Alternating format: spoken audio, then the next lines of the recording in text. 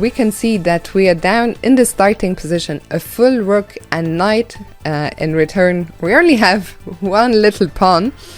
We can see also that the rook on f7 is hanging. It is hanging with a check, so I think that's the first move we want to look at. But after black recaptures, here we will see, well, the knight on d8, on d1 is protected by the queen, so we cannot take that. We don't really have any checks, which means that the black king suddenly is fairly safe. And remember, we are still down a full knight, so black is winning here.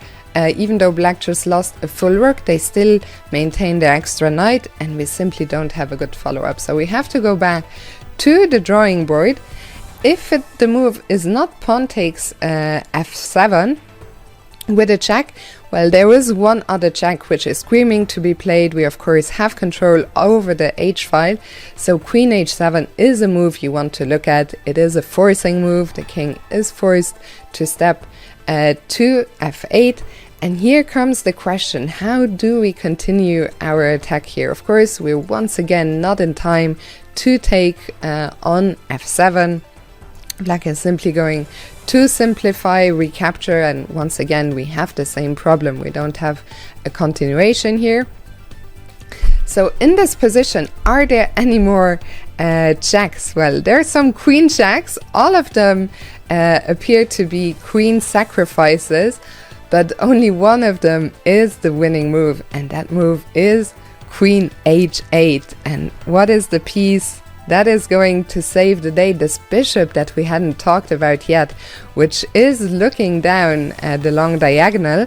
After queen h8, black has to capture. We recaptured. The king has to step out to g7. And now the question is, well, we only have 3 pieces left. How are we gonna do this?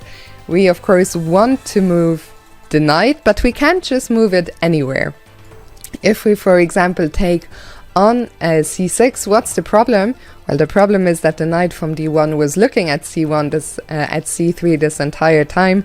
So here we can resign. The rook is gonna drop next. We're probably gonna get mated before the rook even drops.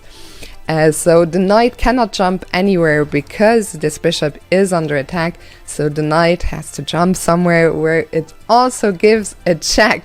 So knight f5 is the move. Knight f5 is a discovered check. It is a double check, and it is a checkmate.